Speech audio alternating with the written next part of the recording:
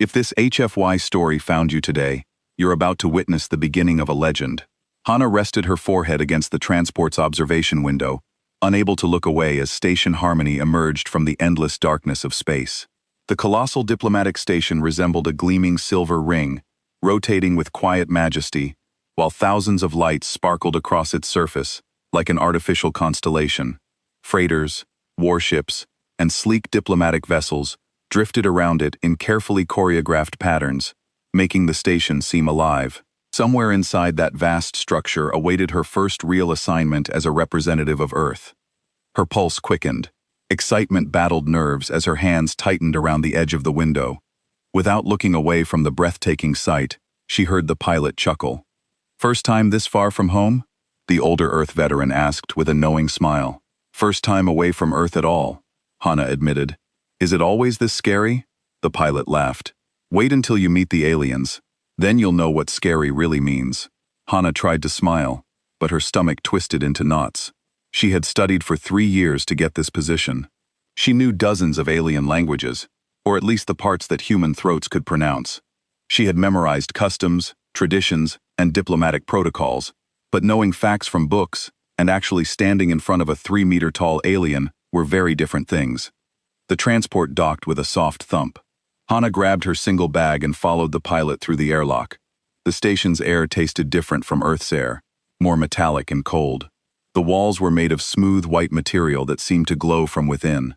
Symbols in a dozen different languages covered every surface, showing directions to different areas.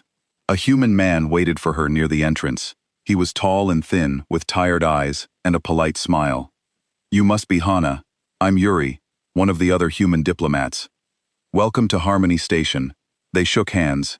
Yuri's grip was firm but quick, like he was in a hurry. "Thank you," Hana said. "I'm excited to be here."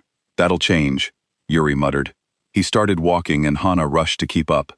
"Listen, I need to give you some quick advice before tonight's reception. Rule 1, don't touch anything unless you're absolutely sure it's okay.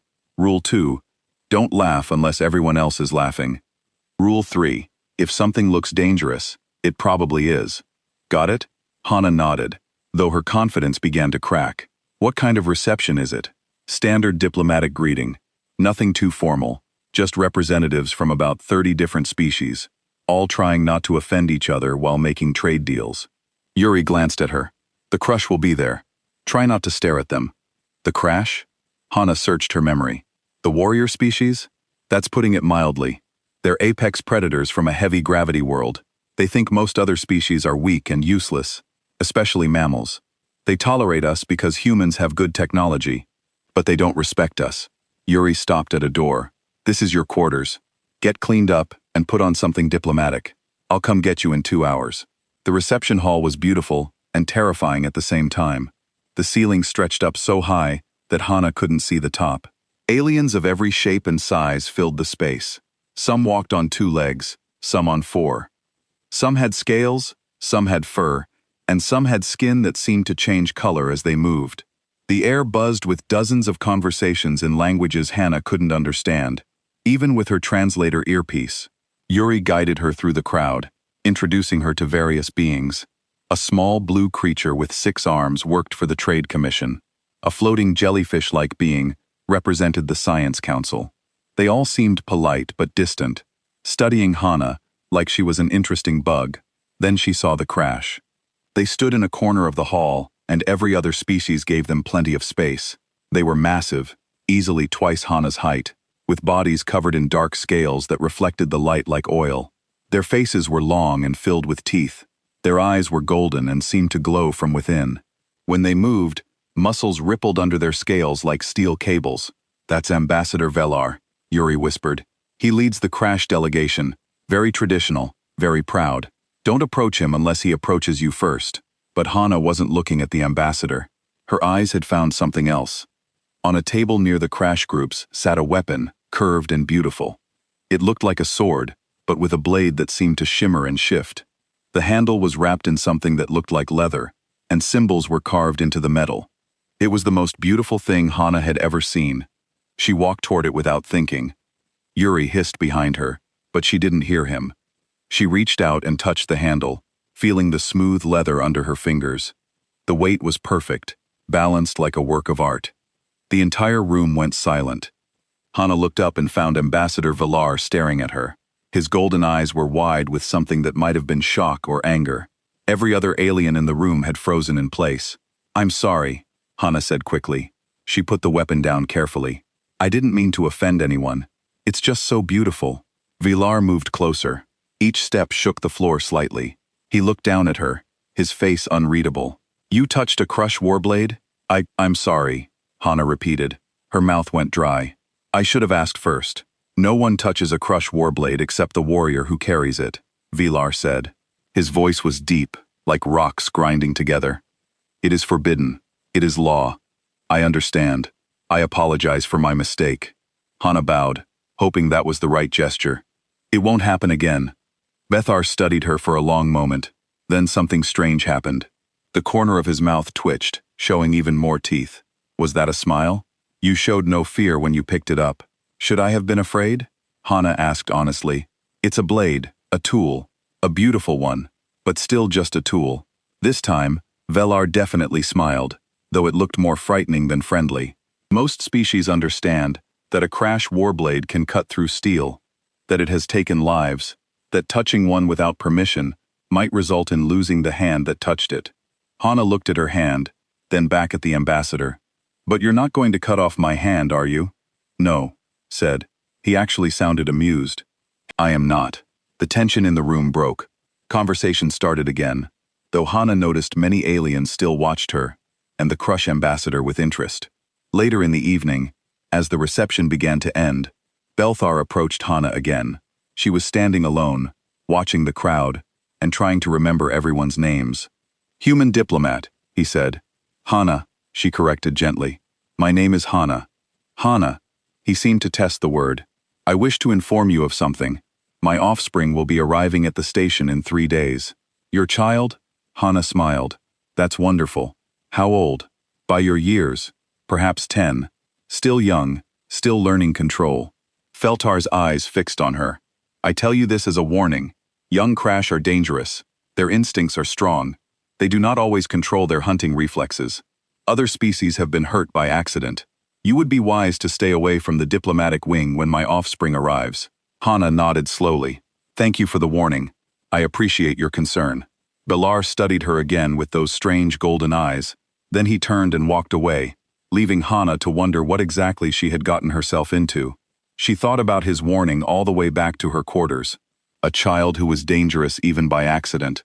A predator species that saw most others as weak. But as she lay in bed that night staring at the strange ceiling of her new home, Hana wasn't afraid. She was curious, and maybe, just maybe, a little excited to meet this dangerous child everyone seemed so worried about. 3 days passed quickly. Hana spent her time learning the station's layout and meeting more of the diplomatic staff. She made friends with a few of the alien species, though most seemed cautious around her.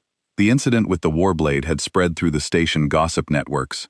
Some species thought she was brave, others thought she was foolish. Hana didn't care much either way. She had work to do. On the morning of the 3rd day, warning messages appeared on every screen throughout the station. A young Crash was arriving. All non-essential personnel should avoid sections 7 through 12. Emergency medical teams were on standby. Security protocols had been upgraded. The messages made it sound like a natural disaster was coming instead of a child. Yuri found Hana in the human cafeteria during lunch. "Did you see the warnings?" "Hard to miss them," Hana said between bites of rice. "Seems like a lot of fuss for one kid. You don't understand." Yuri sat down across from her, his face serious. "Crush young are not like human children. They're born hunters. Their reflexes are faster than ours. Their claws can cut through most materials. Their bite force can crush bone. And worst of all, they see movement as a trigger. If something moves quickly, they chase it. It's instinct." Hana put down her chopsticks. "So, what you're saying is I should walk slowly. I'm saying you should stay away completely." Yuri ran his hand through his hair. "Last year on Station Unity, a Crash youngling got loose. It tackled a real diplomat and broke 3 of their limbs before anyone could pull it away. The youngling was just playing. It didn't mean any harm, but the V still spent 2 months in medical." "That does sound bad." Hana admitted. But Ambassador Velar seems responsible. I'm sure he'll keep his child under control. Yuri shook his head. Just promise me you'll be careful. I promise, Hana said, and she meant it. She wasn't looking for trouble. She just wanted to do her job, and maybe learn about different species. If that meant staying away from the diplomatic wing, she could do that. But fate had other plans. The young crush arrived on a private shuttle that afternoon. Hana was nowhere near the docking bay, busy in her office reviewing trade documents, but she heard about it from everyone who was there. The youngling was large, already the size of a full-grown tiger from Earth. Its scales were darker than its father's, almost black with hints of deep purple. Its eyes were the same golden color, bright and alert, and always moving, always watching. The station staff had prepared special quarters with reinforced walls and floors. They had removed anything breakable or dangerous. A team of guards stood ready. Though everyone knew that if the young creche really wanted to escape, the guards couldn't stop it. They were there more for show than actual security. For 2 days, everything went smoothly. The young creche stayed in the diplomatic wing with its father. Hana saw neither of them as she kept her promise to Yuri and avoided that section of the station. She went to her office, attended meetings, ate in the cafeteria, and returned to her quarters. Her life fell into a comfortable routine. On the 3rd day after the young's arrival, Hana's routine broke. She had stayed late in her office, finishing a report about mineral trade agreements. The work was boring but important, and she wanted to complete it before the next morning's meeting. By the time she finished, the station's corridors were nearly empty. Most people had gone to their quarters for the night cycle. Hana gathered her tablet and started walking toward her quarters, taking a shortcut through one of the common areas. This plaza was usually busy during the day, filled with beings from different species meeting and talking. Now it was quiet and empty, lit by soft lights that mimicked evening on most planets. She walked slowly, reading the last few paragraphs of her report on her tablet, making sure she hadn't missed anything important. Her footsteps echoed on the hard floor. The air was cool and still. She didn't notice the young crash until it was almost too late. Kira, as his father called him, had slipped away from his guardian. The adult crash, who was supposed to watch him, had fallen asleep.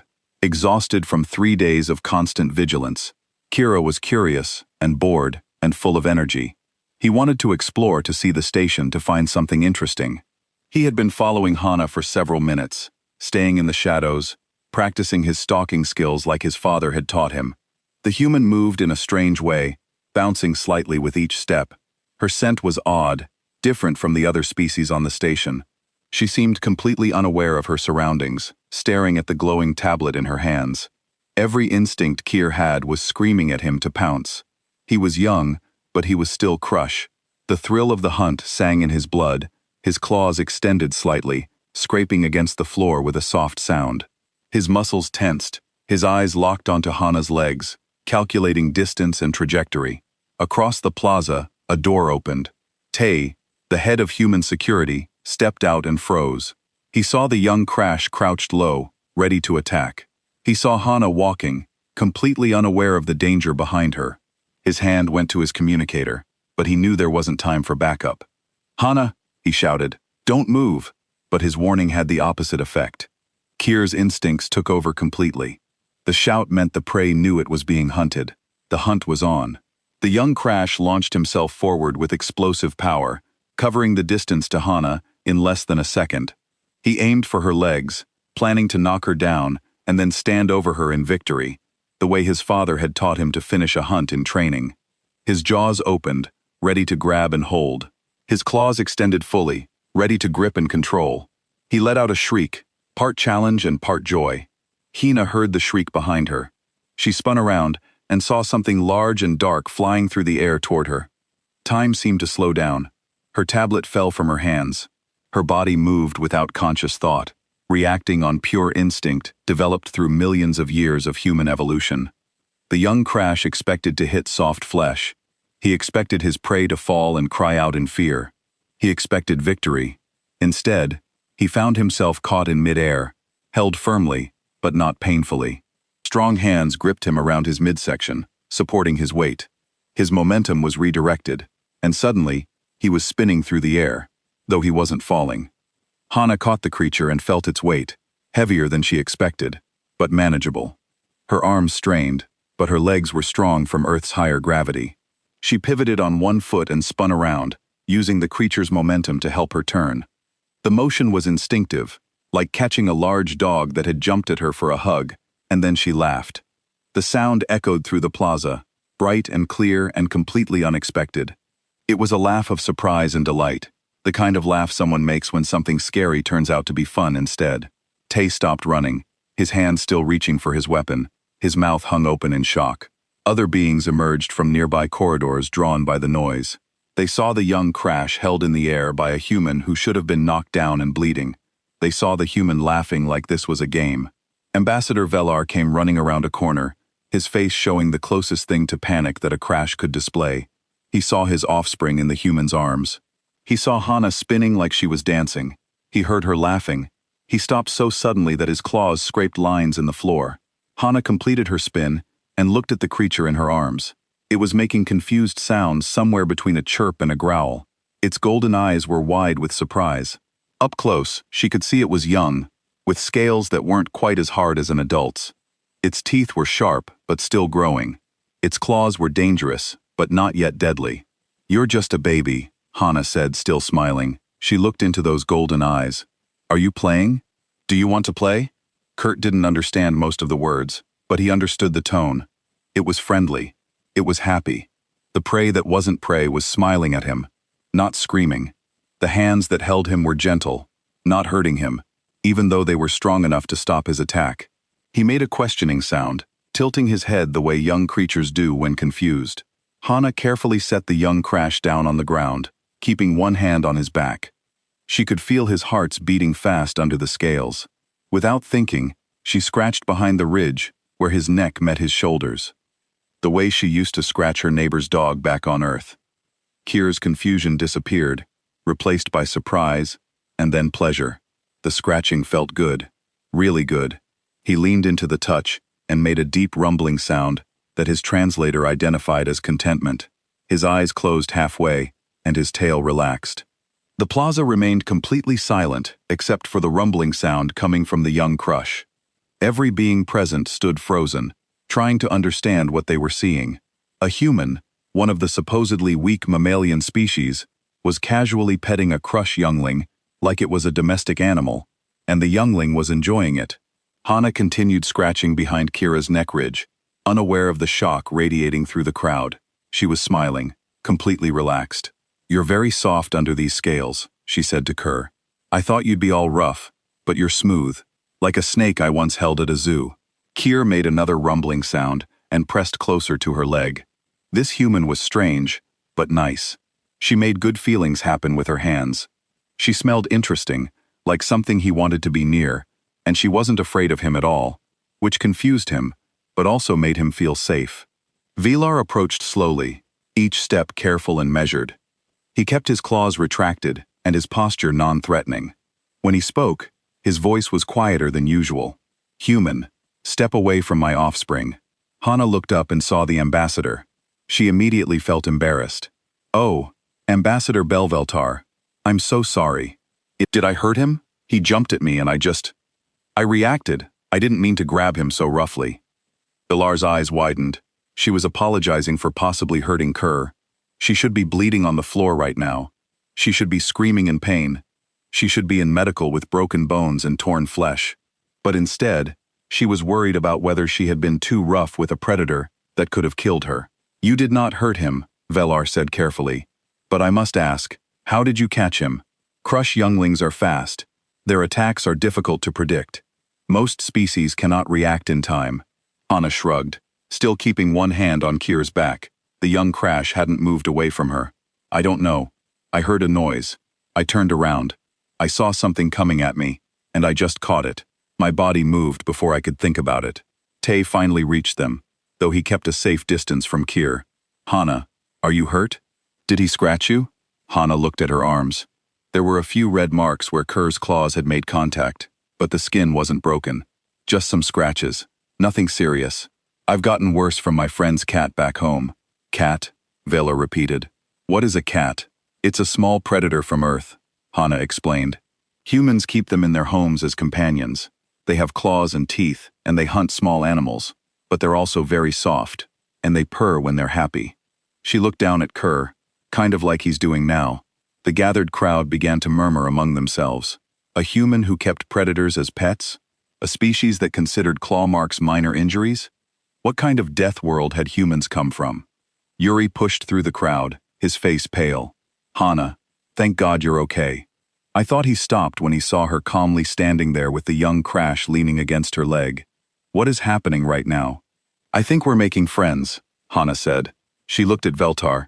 Is that okay? I don't want to cause any problems with your traditions or customs.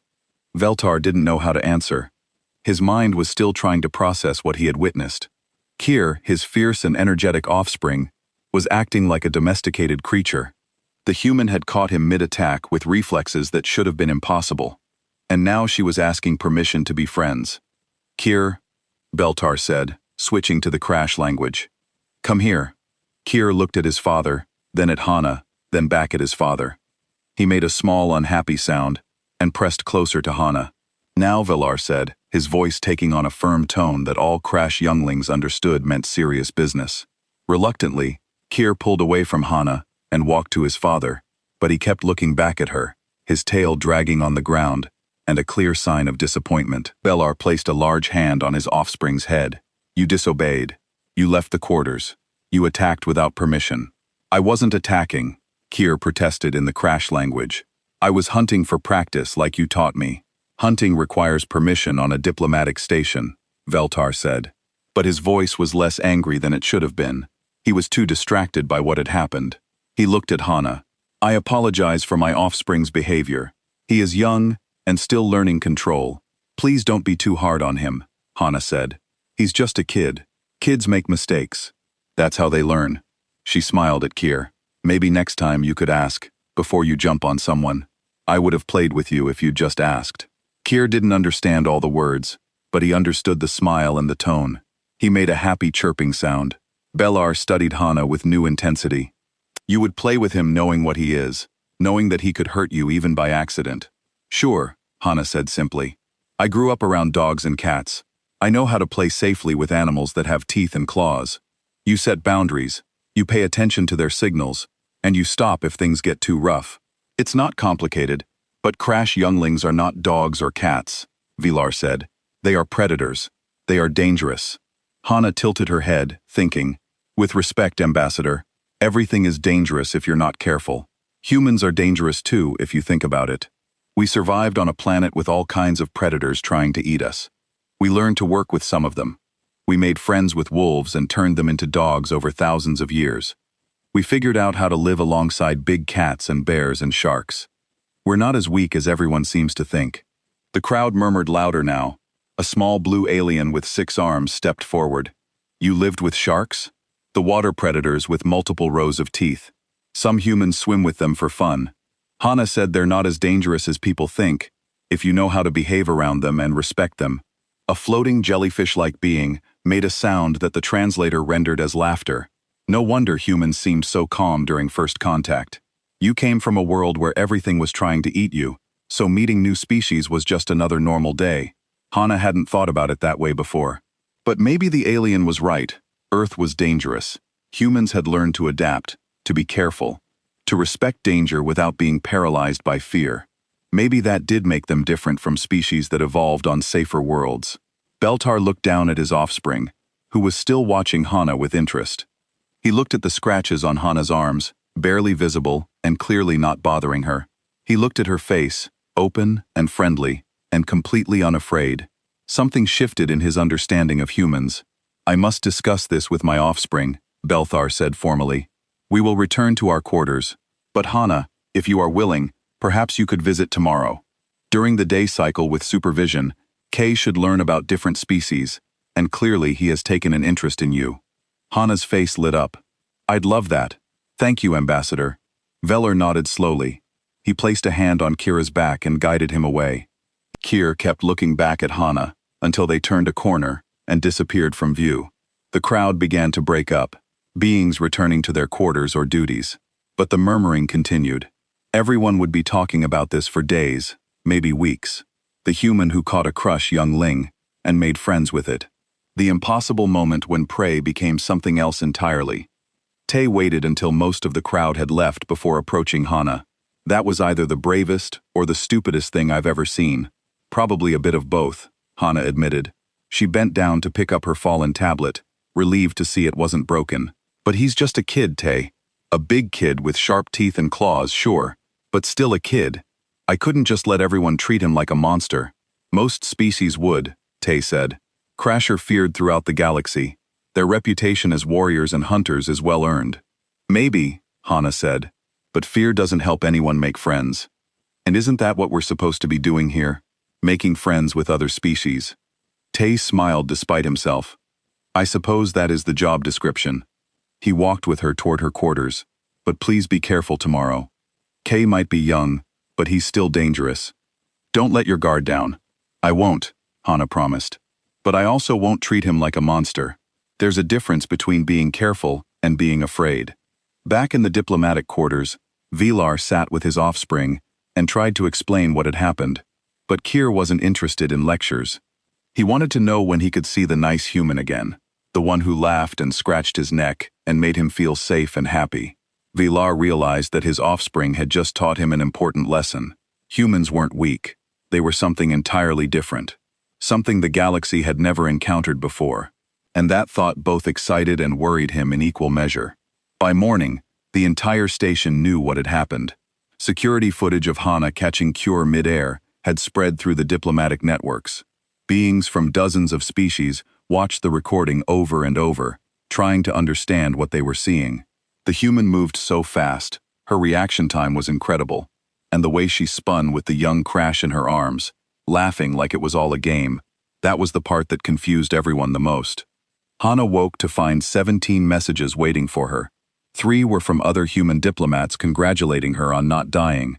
5 were from alien diplomats requesting interviews to discuss human capabilities. 2 were from the station medical team asking her to come in for evaluation. 1 was from Yuri telling her she was insane. And 6 were from various news networks asking for exclusive stories. She deleted most of them and got ready for work. She had agreed to visit Kier in the afternoon, and she was looking forward to it. But first, she had a meeting scheduled with Ambassador Valar, and that made her nervous. The meeting took place in a neutral conference room. Valar sat on one side of the table, his large frame making the furniture look tiny. On the other side sat Hana, Yuri, and Nari, a human xenobiologist who worked on the station studying alien species. A holographic display floated between them, showing various data and images. Valar began without pleasantries. I must understand what happened yesterday. My offspring is fast, faster than most species can perceive. Yet you caught him easily. How? Nari leaned forward. She was an older woman with gray hair and sharp eyes. If I may explain, Ambassador, humans evolved on a planet called Earth. Earth has higher gravity than most civilized worlds in the galaxy. Our bodies adapted to this. Our bones are denser. Our muscles are stronger relative to our body weight. Our reflexes developed to deal with multiple predator species. She pulled up an image on the holographic display. It showed Earth rotating slowly. This is our home world. Notice the gravity reading. 1.0 standard units. Most species in the Galactic Council come from worlds with 6 to 8 gravity. Humans grew up in an environment where we had to be strong just to stand up. Bethar studied the image. His own homeworld had 1.2 to gravity higher than Earth, but not by much. He had assumed humans came from a light world, given how delicate they seemed. Continue. Humans are also endurance predators, Nari continued. We evolved to hunt by chasing prey over long distances until they collapsed from exhaustion. This required incredible stamina, the ability to track and predict movement and reflexes to avoid danger during long chases. We didn't evolve to be the fastest or the strongest. We evolved to keep going when everything else stopped. Another image appeared, showing various Earth animals. These are some of the predators that humans lived alongside. This is a lion. This is a tiger. This is a bear. This is a crocodile. This is a great white shark. Humans didn't just survive around these creatures. We thrived. We learned to coexist with them, to hunt them, and eventually to domesticate some of them. Balar leaned closer to the display, studying the predators. Some of them looked remarkably dangerous with claws and teeth that could easily kill. You domesticated predators? We domesticated wolves, Yuri said. We turned them into dogs. It took thousands of years, but we did it. We made companions out of creatures that could kill us. We also domesticated cats, which are small predators. Some humans even keep reptiles and large birds as pets. But why? Velar asked. Why would you want predators in your homes? Hana spoke up for the first time. Because we like them. Because they're interesting and beautiful and make us happy. Because we're social creatures, and we form bonds with other species easily. It's just part of who we are.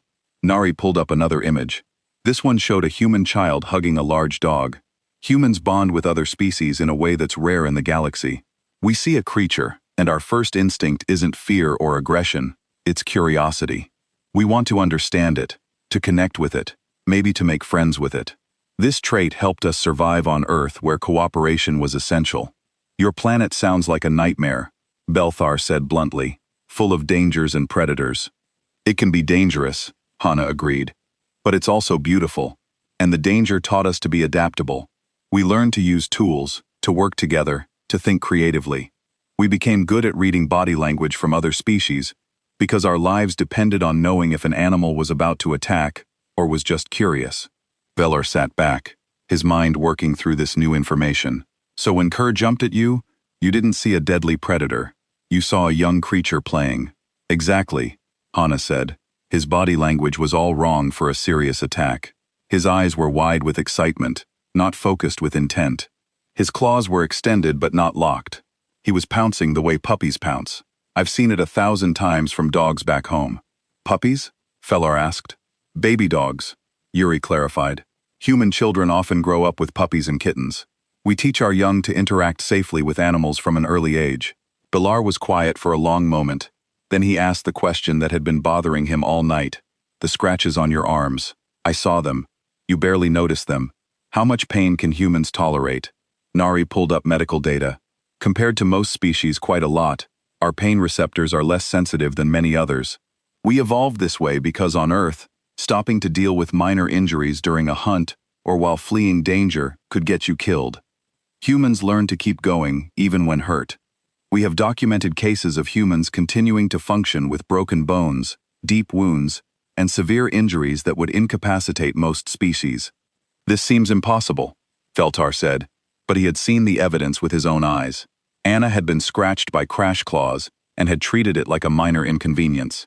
Another human joined the meeting, arriving late. His name was De, a cultural attaché who specialized in human history. Sorry I'm late. I heard you were explaining Earth to the ambassador. Mind if I add some context? Please, Feltar said. He was hungry for information now, trying to rebuild his entire understanding of humans.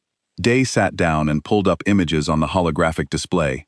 This is the Colosseum in ancient Rome. Humans built it 2,000 years ago to watch other humans fight for entertainment. This is Mount Everest, the tallest mountain on Earth. Humans climb it for fun, even though many die trying. This is a human swimming with dolphins. This is a human riding a horse. This is a human diving into the ocean to study sharks. Each image showed humans doing something that seemed insane to most alien species. Seeking danger, embracing risk, turning deadly situations into recreation. We have a saying on Earth, Day continued. We say that humans are the species that saw a wolf and thought, I'm going to make that my friend. We saw a wild horse and thought, I'm going to ride that. We saw the ocean and thought, I wonder what's at the bottom. We're curious to the point of recklessness sometimes, but that curiosity has made us who we are. Velar absorbed all of this, his worldview shifting with each new piece of information. Finally, he spoke. I invited you here because I thought I needed to warn you about Kir, to explain how dangerous crest younglings are. But now I understand. You already know. You understood from the moment he jumped at you, you caught him not because you were lucky, but because your entire species evolved to deal with exactly that kind of situation. We're not fearless, Hana said gently. We feel fear like anyone else, but we learned a long time ago that fear shouldn't stop us from trying to connect with others. Yes, Kir could have hurt me, but he's also a child who needs friends and socialization. The potential for friendship was worth the risk. Belar stood up, pacing the room. His tail swished back and forth, a sign of agitation. The council classified humans as a weak species, low physical capabilities, non-threatening, suitable for diplomatic and support roles, but not for positions of strength. He turned to face them. They were wrong, completely wrong. We never claimed to be strong, Yuri said. We just wanted to join the galactic community, to learn from other species, and share what we know. That's exactly why the council misjudged you, Beltar said. True predators, true warriors, they announce themselves. They demand respect through shows of strength. But humans walked into the galaxy with open hands and friendly smiles. You seemed soft because you chose to be gentle, not because you had no other choice. He looked at Hana specifically. When you touched my warblade at the reception, you showed no fear. I thought you were simply ignorant. Now, I understand you weren't afraid, because you grew up in a world where danger was normal. A blade is just a tool to you, no more frightening than a storm or a wild animal. I still shouldn't have touched it without asking, Hana said. That was rude. Yes, Velar agreed. But it was also honest. You saw something beautiful and you wanted to touch it. That honesty is refreshing. The afternoon visit went better than anyone expected. Hana arrived at the diplomatic wing with a bag full of small toys she had ordered from the station's fabrication center. Simple things, the balls that bounced in interesting ways, a rope for tugging games, and some soft fabric for gentle play. She had consulted with Nari about safe activities for a crash youngling. Kier was thrilled to see her. He bounded over the moment she entered, making happy chirping sounds. Phalar watched from the side of the room as Hana knelt down and greeted his offspring properly, letting Kier sniff her hands and get comfortable before starting to play. She taught him to fetch, throwing a ball across the reinforced room and praising him when he brought it back. She played tug-of-war with the rope, always careful not to pull too hard or let the game get too rough. When Kier started to get overexcited, she made him sit and calm down before continuing. It was basic training, the kind any human would use with a dog, but it worked perfectly.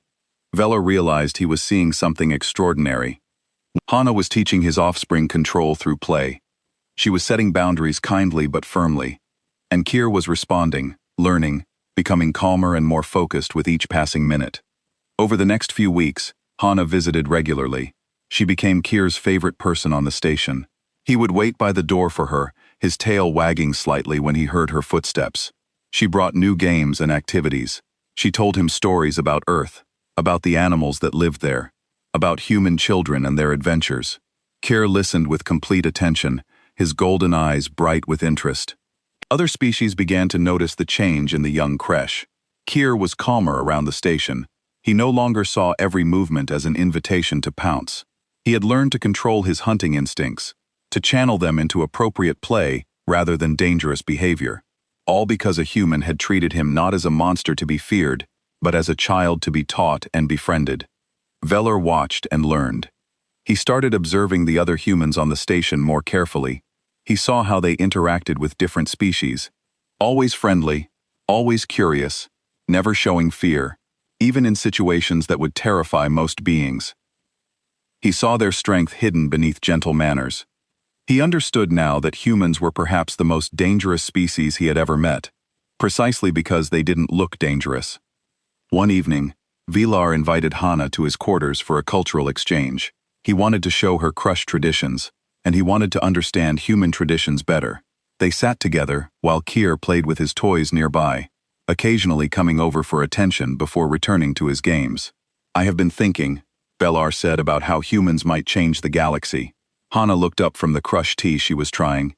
It was too bitter for her taste, but she drank it politely. Change it how?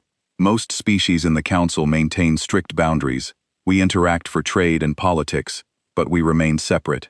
Each species keeps to its own kind, trusting only those who are similar. Bethar gestured to Care. But you don't do that. You see my offspring, a creature from a species known for violence, and you see a friend. You make connections where others see only differences. That's just how humans are, Hana said. We like meeting new people, or new species. I guess we're curious about others. It's more than curiosity, Veltar insisted. It's a gift. The galaxy needs bridge builders, beings who can connect disparate groups. Humans could be those bridges. 3 months after Hana's arrival at the station, the Galactic Council called a formal session to discuss humanity's full membership. Representatives from every major species gathered, either in person or through holographic projection. The chamber was massive, with seating arranged in rising circles around a central platform. Velar had been asked to present his observations on humans, as he had spent the most time interacting with them in a diplomatic setting. He stood on the central platform, his large form imposing, but his manner calm and measured. "Honored council members," he began, "I was asked to observe humans and report on their suitability for full council membership. I have completed my observations, and I must begin with an admission. We have categorized humans incorrectly from the beginning." Murmurs spread through the chamber. The council leader, a floating being of pure energy, gestured for silence. "Explain, Ambassador Veltar." "We called humans weak," Velar said. "We saw that they were not as physically strong as Kresh, not as intellectually gifted as the Vine, not as technologically advanced as the Korin. We placed them in a category of lesser species, suitable for support roles, but not for leadership. We were wrong." He activated the holographic display, showing the footage of Hana catching Cure mid-air. Every being in the chamber had seen it before, but watching it again in this context gave it new meaning. "This is a human diplomat named Hana, catching my offspring during an unplanned hunting exercise. My offspring is fast, strong, and trained in crash combat techniques from birth. Yet this human caught him as easily as if he were a toy. Her reflexes were perfect, her strength was sufficient, and her response to what should have been a terrifying attack was laughter." He changed the image to show Earth rotating against the darkness of space. Humans come from a world with high gravity and countless predators. They evolved not to be the strongest or the fastest, but to be the most adaptable. They are endurance predators who won their planet not through superior weapons, but through intelligence, cooperation, and an incredible ability to keep going, long after other species would have given up. Another image appeared, showing a human swimming with dolphins. They are also the only species we have encountered that actively seeks to befriend other species. They domesticated wolves into dogs. They made companions of predators that could kill them. They keep dangerous animals in their homes and call them family. This is not weakness. This is confidence. Velar paused, letting his words sink in. But here is what truly makes humans unique. They see potential friends where we see threats. They build bridges where we build walls. They laugh in the face of danger, not because they are ignorant of risk, but because they refuse to let fear control them. He showed footage of Hana playing with Kier, teaching him control and socialization. "My offspring has learned more about proper behavior from this human in 3 months than from years of traditional crush training. Why? Because she treated him as a child who needed guidance, not as a monster to be contained. She showed him kindness without weakness, boundaries without cruelty. She made him want to be better, not through fear, but through friendship." The footage seeing the young Kresh playing happily with a human who should have been his prey. "I recommend not only accepting humans to full council membership," Veltar concluded, "but recognizing them for what they truly are. They are not conquerors. They are not warriors. They are bridge builders. They are the species that can connect us all, that can teach us to see past our differences and find common ground. The galaxy needs humans, not because they are strong or weak, but because they are unique. They are the species that catches something leaping at them with lethal intent, and their first instinct is to laugh and play." He stepped back from the platform. "That is my report. The vote was unanimous. Humans were granted full council membership with all rights and privileges. But more importantly, the galaxy's perception of humanity shifted. They were no longer seen as the weak species that got lucky with technology. They were seen as the social species, the bridge builders, the friends to all." After the council session, Hana and Velar stood together in the station's observation dome. Kier was with them, now much larger than when he had first arrived, but still playful and affectionate. Earth was visible through the dome, a blue and green marble against the darkness. "That's my home," Hana said, looking at the planet with love and homesickness. "That's where I learned to be brave. Where I learned that different doesn't mean dangerous. Where I learned that friendship is worth the risk." Kerr pressed against her side, making his rumbling purr sound. She scratched behind his neck ridge, and he closed his eyes in contentment. "Will you visit my home world?" Kier asked through his translator. His language skills had improved greatly over the months. "Father says we will return soon. I want you to meet my family. I want to show them the human who taught me to be better." Hana looked at Velar, who nodded. "You would be welcomed as an honored guest. and I think my people need to meet you. They need to see what humans truly are. I'd love to visit, Hana said. She smiled, imagining herself on the Kresh homeworld, surrounded by beings who were supposedly terrifying warriors. But she wasn't afraid. She had met one Crash, and he had become her friend. The others were just people she hadn't met yet. Veller watched Earth through the dome, thinking about all the predators that lived there, all the dangers humans had faced and overcome. He thought about how his species had built their civilization on strength and conquest, while humans had built theirs on cooperation and curiosity. Different paths, but both led to the stars. The galaxy is about to change, he said quietly. Humans will change it, not through force, but through friendship, not by conquering, but by connecting. And we will all be better for it. Hana didn't respond with words. She just smiled and continued petting Kier, watching her homeworld and thinking about the future. A future where humans weren't the weak species or the strong species. They were just humans being themselves, making friends wherever they went. And somehow that was enough. That was more than enough. In the months and years that followed, humans spread throughout the galaxy. They served as diplomats, mediators, teachers, and friends. They built connections between species that had never spoken before. They saw potential where others saw only differences. They laughed in the face of danger, and turned enemies into allies with patience and understanding. And whenever anyone asked how humans became so important to the galactic community, the story people told was always the same. They told about a young diplomat named Hana, and a Crash cub who jumped at her legs. They told how she caught him mid-air and spun around laughing, turning what should have been an attack into the beginning of a friendship. That moment, frozen in security footage and shared across 1,000 worlds, became a symbol of what humans brought to the galaxy. Joy in the face of danger, friendship instead of fear, laughter instead of violence. That was humanity's gift to the stars, and the galaxy would never be the